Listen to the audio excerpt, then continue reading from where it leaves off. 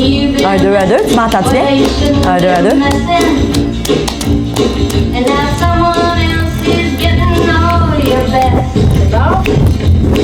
These boots are made for walking. And that's just what they'll do. One of these days these boots are gonna walk all over you.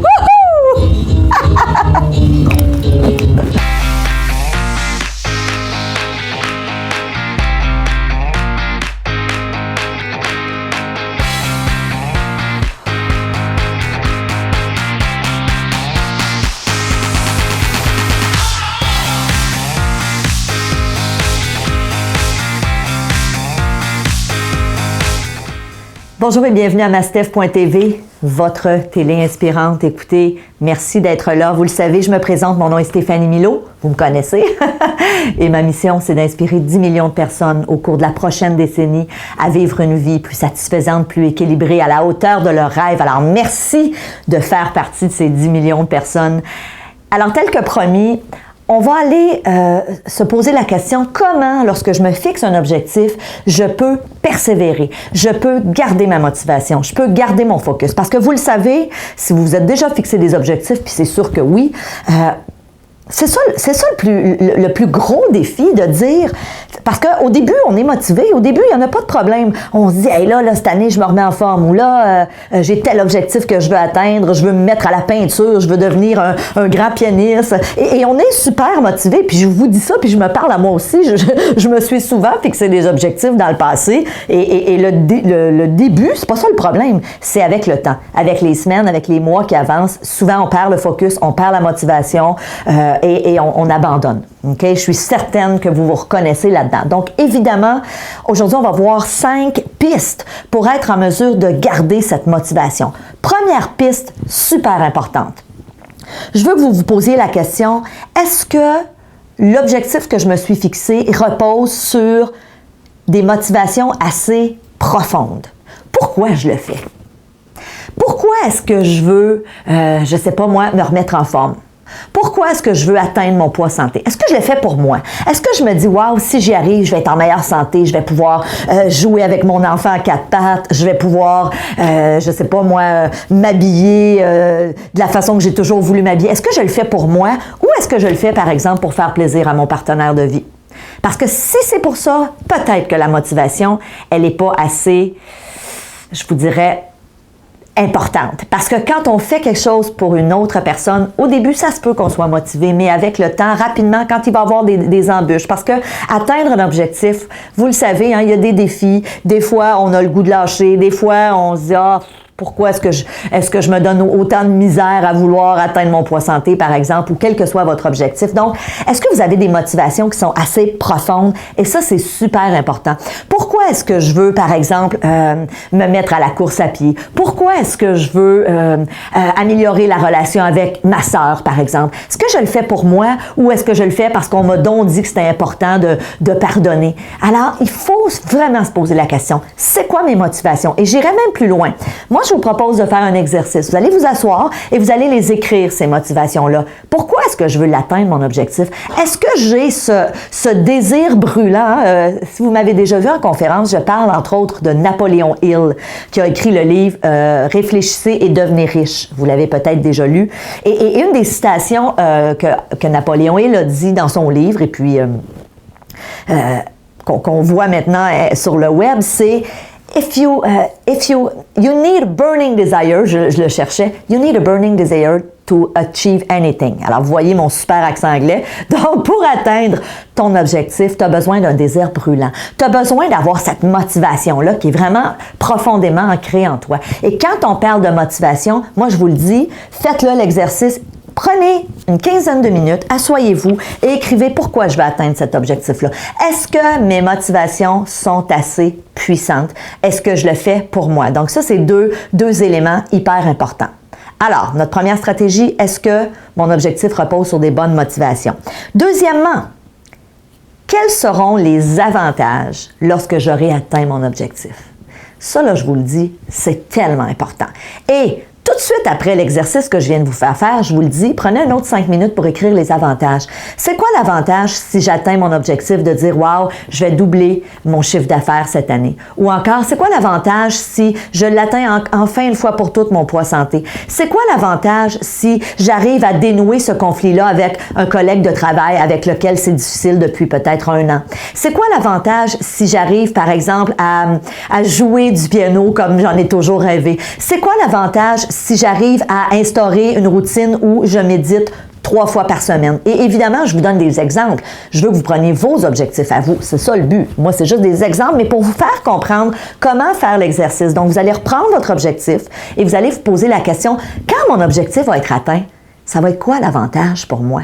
Et souvent, il y a plusieurs avantages. OK? Ça va être quoi l'avantage si je travaille cette année sur ma confiance en moi et que j'arrive justement à parler en public? Parce que peut-être qu'au bureau, j'ai à faire des présentations et qu'à chaque fois, j'ai un trac fou. À chaque fois, je dors pas la nuit qui précède. Donc, ça va être quoi l'avantage si je travaille là-dessus cette année? Ben, c'est justement qu'à l'avenir, lorsque j'aurai des présentations, premièrement, je vais donner le meilleur de moi-même. Je vais dormir la nuit qui précède. Je vais être en mesure justement de faire ces allocutions et d'être bien, de pas être stressé, donc d'être calme et de mieux performer. Alors, bien important. Parce que vous savez, quand on parle de persévérance, de motivation, gardez toujours en tête ce concept-là. Et moi, pendant des années, lorsque je travaillais avec des gens en thérapie, je leur faisais toujours cette image de la balance. Moi, je dis toujours, quand tu as un objectif, dans ta balance, il faut que les avantages d'atteindre ton objectif soient plus pesants que les inconvénients. Parce que oui, il y en a des inconvénients quand je me fixe un objectif. Tu sais, prenons un objectif comme justement décider d'atteindre son poids santé. Oui, il y a plein d'avantages. Le jour où vous allez avoir atteint votre poids santé, il y en a plein d'avantages. Mais tout le long que je me rends là, il y a aussi des défis. J'appelle ça des inconvénients, mais mettons qu'on va tourner ça plus positif, c'est des défis. Hein? C'est des enjeux. Des fois, c'est pas facile. Des fois, je suis avec un groupe d'amis, puis tout le monde prend du dessert parce qu'on est au restaurant ou prend 2 coupes de vin, puis moi, je peux pas le faire. Alors, c'est sûr qu'il y a toute cette portion-là où peut-être que j'ai un petit peu moins de plaisir tout le long de l'atteinte de mon objectif, mais en même temps, si dans ma balance, les objectifs, les avantages, sont plus pesants, c'est ça qui va faire que je vais garder ma motivation.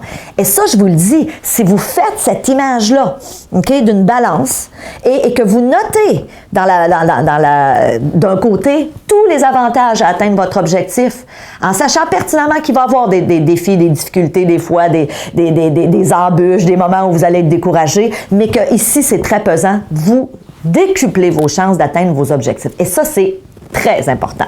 Donc ça, c'est notre deuxième critère. Alors, 1, est-ce que ça repose sur des bonnes motivations? Deuxièmement, est-ce que les avantages que j'ai à atteindre cet objectif-là sont assez pesants dans ma balance? Troisièmement, est-ce que, et ça là, c'est très moi, c'est très Stéphanie Milot, est-ce que vous avez prévu de vous récompenser en cours de route? Pas juste quand l'objectif va être atteint, en cours de route. Moi, je vous le dis, je marche comme ça depuis des années. J'ai toujours, tu sais, le principe de la carotte, hein, qu'ils disent là, je veux dire, si tu atteins tel objectif, tu vas avoir une récompense. On pense que ça marche juste pour les enfants, c'est pas vrai du tout. Moi, je fonctionne toujours comme ça. Quand je fais, par exemple, une journée complète où je fais du tournage, j'adore ce que je fais. Mais évidemment, c'est exigeant. Ça me demande d'être concentré, ça me demande de la préparation. Toute l'équipe est là pour... Et je me dis toujours, OK, ça va être quoi ma récompense à la fin de la journée? Mais des fois, ça peut être de dire, OK, ce soir, je vais aller au cinéma avec mon conjoint, mon fils. Des fois, ça va être, OK, on va se faire un bon repas, on va se faire une fondue chinoise parce que j'aime ça puis ça me fait plaisir. Donc, j'essaie le plus souvent possible, quand j'ai des bonnes journées ou quand je me fixe un objectif et que je me dis je veux l'atteindre, je veux persévérer, je me donne une récompense et je la prévois à l'avance. Alors moi, je vous le dis, tout au long du chemin pour atteindre votre objectif, prévoyez des petites récompenses. C'est super important. Et il faut prévoir des récompenses qui vous font plaisir. Moi, je veux dire, si je me disais, ben, ma récompense, ça va être, je sais pas moi... là, j'ai rien qui me vient en tête, là, mais mettons quelque chose qui me fait pas si plaisir que ça marchera pas. C'est la même chose avec un enfant. Hein. Un enfant, si vous savez que pour lui, une récompense qui est pesante dans la balance, c'est de dire, OK, mon chéri, si tu fais bien tes devoirs, puis que tu te concentres, puis que tu es focus, ben on va te donner un 15 minutes de plus ce soir, tu vas te coucher un petit peu plus tard. Si pour l'enfant, ça vaut vraiment quelque chose, ça va être motivant pour lui. Alors, je ne sais pas si vous comprenez le concept, je suis sûre que vous le comprenez. Donc, c'est super important de trouver des récompenses qui vous font réellement plaisir à vous, quelles que soient ces récompenses-là. Donc, ça, c'est notre troisième stratégie. Quatrième stratégie, et non la moindre, réunir ce que j'appelle les conditions gagnantes. C'est quoi les conditions gagnantes? C'est est-ce que je suis entourée des bonnes personnes? Est-ce que j'ai les ressources nécessaires? Est-ce que j'ai tout ce que ça prend pour atteindre mon objectif? Et souvent, un truc que je donne, c'est regarde dans le passé toutes les fois où tu as essayé d'atteindre cet objectif-là et que tu n'as peut-être pas réussi. Et pose-toi la question, qu'est-ce qui manquait ces fois-là? Est-ce qu'il y a certaines conditions gagnantes que je n'avais pas mis en place qui ont fait en sorte que j'ai abandonné, que je n'ai pas persévéré? Et à ce moment-là, vous allez vous poser la question, aujourd'hui, j'ai besoin de quoi pour persévérer? Je veux doubler mon chiffre d'affaires ou je veux commencer à investir à la bourse? Ben, peut-être que j'ai besoin d'aller faire une formation sur le sujet. Je veux devenir un grand pianiste, mais ça fait 3 ans que je me suis acheté un piano puis je pratique jamais, ben peut-être que j'aurais besoin d'un professeur de piano qui vient une fois par semaine. Quel que soit votre objectif, quelles sont les ressources dont vous disposez ou que vous pouvez aller chercher pour vous aider à persévérer dans l'atteinte de votre objectif? Vous voulez instaurer une routine où vous allez faire de la méditation 3 fois par semaine? Ben, est-ce que ça va être de joindre un groupe? Peut-être. Est-ce que ça va être de vous procurer un programme où vous allez avoir des méditations guidées? Donc, trouvez-vous, qu'est-ce qui va faire en sorte que vous allez persévérer et de vous assurer que vous avez ces conditions qui sont gagnantes-là, qui vont vous permettre justement de persévérer. Et finalement, le dernier conseil, et non le moindre, puis j'en ai parlé un petit peu dans la première vidéo tout à l'heure, c'est l'importance de croire en soi. Pas juste croire en mon objectif, croire que je peux réussir, mais est-ce que j'ai cette confiance-là en moi? Et ça, évidemment, souvent, je dis aux gens, c'est le travail de toute une vie, de développer cette confiance, de dire oui, je peux y arriver. Oui, ça en vaut la peine. Oui, j'en vaux la peine. Parce qu'il y a aussi toute cette notion-là de dire, est-ce que je le mérite? Et ça peut avoir l'air drôle, mais très souvent, moi, il y a des gens qui se sont confiés à moi en me disant, Stéphanie, je suis pas sûre que je le mérite. Je suis pas sûre, moi, que je suis capable, justement, d'atteindre tel objectif qui est, je sais pas, moi, d'avoir tel poste dans une entreprise, alors d'avoir cette promotion. Parce que dans le fin fond de moi, je me dis, je le mérite peut-être pas. Je suis peut-être pas à la hauteur. Alors oui, c'est un travail sur soi.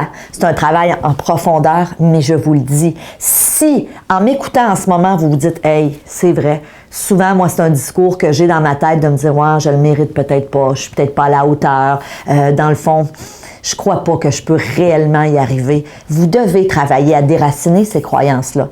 Et la meilleure façon de le faire, c'est de regarder les choses que vous avez réussies dans votre vie. Vous avez fort probablement, dans certains domaines de votre vie, où vous vous êtes fixé des objectifs et où vous avez réussi. C'est sûr, on en a tous des réussites. Souvent, l'erreur qu'on fait, c'est qu'on les regarde pas. On regarde juste où on a échoué. Alors, commencez à regarder, c'est quoi vos victoires passées? Et commencez à bâtir tranquillement cette confiance en vous. Puis si vous vous dites, hey, moi, je réalise que vraiment, c'est pas à l'intérieur de moi, cette confiance, allez vous chercher des outils pour développer cette confiance en vous. Parce que sans la confiance, c'est sûr que c'est beaucoup plus difficile de persévérer, de garder cette motivation. Parce que rapidement, qu'est-ce qui se passe? Souvent, on a notre petit discours intérieur aliénant qui vient nous dire, ben non, tu réussiras pas. Voyons donc, pourquoi tu réussirais cette fois-là? Tu n'as jamais réussi dans le passé. Et là, ça, c'est le début de l'auto-sabotage. OK? Alors, super, super important. Donc, évidemment, la dernière stratégie, c'est une stratégie où moi, je dis toujours, c'est un anglicisme, mais c'est un work in progress. Hein? Évidemment, on décide pas aujourd'hui de travailler sur notre confiance en soi, puis demain, c'est acquis. C'est un travail de tous les jours, mais c'est important de le faire. Pas juste pour l'atteinte des objectifs, mais aussi pour votre vie en général, dans toutes les sphères de votre vie. Si vous développez cette confiance en vous, imaginez la nouvelle personne que vous pourrez devenir. Alors, je résume nos cinq stratégies. Est-ce que ça repose sur des bonnes motivations? N'oubliez pas de faire mon exercice. Deuxièmement, est-ce que Il y a des avantages assez puissants. Repensez à mon exemple de la balance. Est-ce que les avantages sont plus pesants que les inconvénients à atteindre mon objectif? Est-ce que je me suis prévu une récompense? Pas juste à la fin, mais des petites récompenses en cours de route. À chaque fois que j'atteins un nouveau palier dans mon objectif, je me récompense. Et je vous le dis, ça fonctionne. Est-ce que j'ai réuni les conditions gagnantes? Donc, est-ce que je me suis posé la question, j'ai besoin de quoi comme ressources pour atteindre mon objectif? Et si j'ai énuméré 3 ressources, à ce moment-là, c'est mon devoir d'aller chercher ces ressources-là. Donc, je réunis les conditions gagnantes. Et le dernier point, et non le moindre, est-ce que je crois en moi? Et encore là, c'est un travail de longue haleine, mais travaillez votre confiance en vous. Alors, j'ai envie de vous dire, merci d'être là. Merci de votre confiance. Écoutez, on est en début d'année. C'est le temps là, de dire, OK, qu'est-ce que je veux pour l'année qui vient? Peut-être aussi faire une rétrospective de l'année qui vient de se terminer. Qu'est-ce que vous avez réussi? Célébrer vos victoires et recommencer la nouvelle année en regardant, OK, wow, j'ai réussi ça, ça, ça. Maintenant, voilà pour l'année à venir ce que je veux atteindre comme objectif. Alors, je vous souhaite le meilleur pour cette nouvelle année. Je vous dis merci d'être là. Merci de votre confiance. Je vous aime et on se voit dans la prochaine vidéo. Salut!